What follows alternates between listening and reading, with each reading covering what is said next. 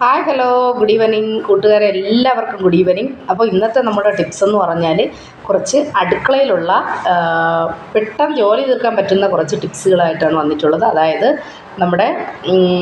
നമുക്കിപ്പോൾ പെട്ടെന്ന് കുറച്ച് പച്ചക്കറികളൊക്കെ അരിഞ്ഞ് വെച്ച് കഴിഞ്ഞാൽ നമുക്ക് പെട്ടെന്ന് തന്നെ ഫ്രിഡ്ജിനകത്ത് നിന്ന് എടുത്തത് കറി വയ്ക്കാം.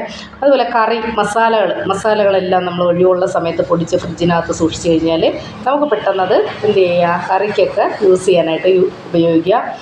അതുപോലെ തന്നെ നമുക്ക് തേങ്ങ ചുരണ്ടി ഫ്രിഡ്ജിനകത്ത് സൂക്ഷിച്ച് കഴിഞ്ഞാൽ പ്ലാസ്റ്റിക് കണ്ടെയ്നറിനകത്ത് വായു കടക്കാത്ത വിധത്തിൽ നമ്മളത് ഫ്രിഡ്ജിൽ സൂക്ഷിച്ച് കഴിഞ്ഞാൽ വളരെ നല്ലതാണ്. നമുക്ക് കുറച്ച് ആവശ്യാനുസരണം എടുത്ത് യൂസ് ചെയ്യാം.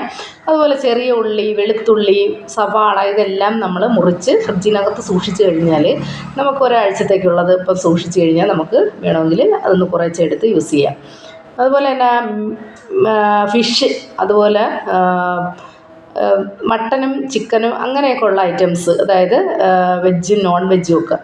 അതിൽ വെജ് നമ്മൾ സർവ്വസാധാരണമായിട്ട് കവറിനാക്കി സൂക്ഷിക്കാറുണ്ട്. നോൺ വെജ് എല്ലാം നമ്മൾ എന്ത് ചെയ്യാം, ഫ്രീസ് ചെയ്ത് കഴിഞ്ഞാൽ, അതായത് ഉപ്പും മഞ്ഞൾപ്പൊടിയും കുറച്ച് വിനാഗിരിയും ചേർത്ത് ഒന്ന് വേവിച്ച് ഫ്രീസ് ചെയ്ത് കഴിഞ്ഞാൽ നമുക്കത് ഒരുപാട് ദിവസം അത് യൂസ് ചെയ്യാൻ പറ്റും.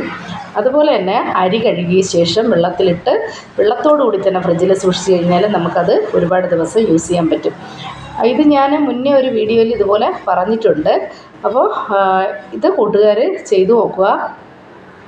അതുപോലെ തന്നെ നമുക്ക് വേറെ സൂക്ഷിക്കാൻ പറ്റുന്ന കാര്യങ്ങൾ എന്താണെന്ന് പറഞ്ഞാൽ, നമ്മളിപ്പോൾ ഒരാഴ്ചത്തേക്കുള്ള മട്ടനും ബീഫും ഒക്കെ ഇതുപോലെ ഫ്രീസ് ചെയ്ത് വെക്കുന്നത് പോലെ തന്നെ നമുക്ക് എന്ത് സാധനമാണെങ്കിലും ഇതുപോലെ ഫ്രീസ് ചെയ്ത് വെക്കാം. പക്ഷേ നമുക്ക് വലിയ ഫ്രിഡ്ജാണെങ്കിലും നമുക്കത് എല്ലാം ഫ്രീസ് ചെയ്ത് വെക്കാൻ പറ്റും. ചില സ്ഥലത്ത് ചെറിയ ഫ്രിഡ്ജാണെങ്കിൽ നമുക്കത് സ്ഥലക്കുറവായിരിക്കും. അപ്പോൾ നമ്മളത് അഡ്ജസ്റ്റ് ചെയ്ത് ഉപയോഗിക്കുക.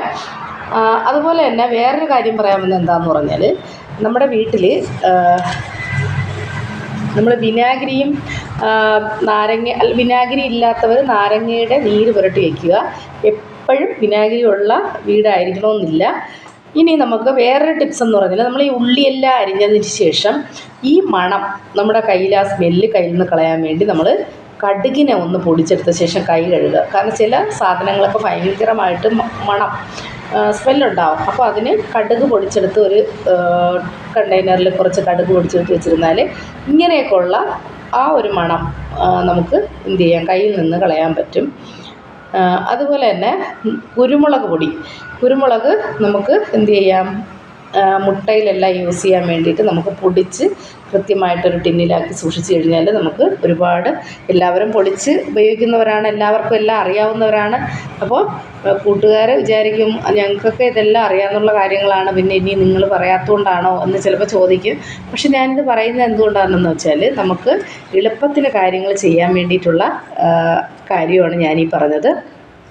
നമ്മളിപ്പോൾ പൂരി ഉണ്ടാക്കുന്നു, നമുക്ക് മാവ് കുഴയ്ക്കുമ്പോൾ ഒരു നുള്ളു പഞ്ചസാര കൂടി ചേർത്ത് ഒരു 2 സ്പൂൺ പാൽ കൂടി അതിൽ ഒഴിച്ച് കുഴയ്ക്കുകയാണെങ്കിൽ നല്ല മൃദുത്വവും നല്ല പൊള്ളി വരുന്ന പൂരി നമുക്ക് ലഭിക്കും. ഇതൊക്കെ നമുക്ക് അറിയാവുന്നതായിരിക്കാം, എങ്കിലും ഞാനിത് കുറച്ചുകൂടി പറഞ്ഞു തരുന്നതാണ്, കാരണം അറിവില്ലാത്തവർക്കായിട്ട് പറഞ്ഞു തരുന്നതാണ്.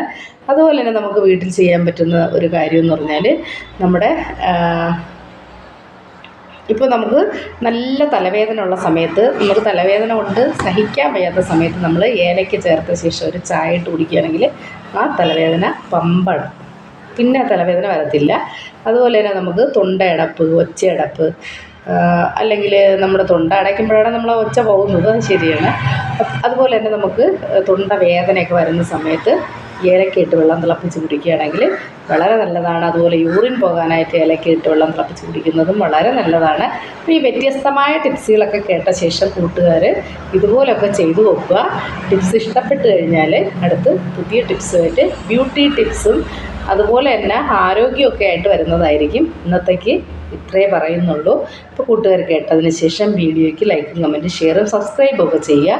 എല്ലാ കൂട്ടുകാർക്കും നല്ലൊരു ദിവസം ആശംസിക്കുന്നു. എല്ലാവരും ഫുഡൊക്കെ കഴിച്ച് ഇപ്പോൾ 4 മണിയായല്ലോ, അപ്പോൾ ചായയൊക്കെ കുടിക്കാനുള്ള സമയമായി. അപ്പോൾ ചായയൊക്കെ ഇട്ട് കുടിക്കുക. കൂട്ടുകാർക്ക് ഇന്ന് ഉപയോഗപ്രദമായ വീഡിയോയാണ്. നിങ്ങൾ അറിയുന്ന രീതിയിലൊക്കെ, നിങ്ങൾക്കറിയാവുന്ന രീതിയിലെല്ലാം നിങ്ങൾ ശ്രമിക്കുക. അറിയാത്തവർക്കായിട്ടാണ് ഈ വീഡിയോ ഇട്ടത്. അപ്പോൾ ആരും വേറെ ഒന്നും വിചാരിക്കേണ്ട, നിങ്ങൾ ചെയ്തു നോക്കുക പറ്റുന്ന രീതിയിൽ. നിങ്ങൾക്കറിയാവുന്ന, നിങ്ങളിപ്പോൾ ഞാൻ പറയുന്ന കേട്ടിട്ട് നിങ്ങൾ പറഞ്ഞിട്ട് അറിയാം അങ്ങനെയൊന്നും ചിന്തിക്കേണ്ട. നിങ്ങളെല്ലാ കൂട്ടുകാർക്കും നല്ലൊരു ദിവസം ആശംസിക്കുന്നു. കൂട്ടുകാർ ഇഷ്ടപ്പെട്ടവർ ചെയ്തു നോക്കുക. Tata bye.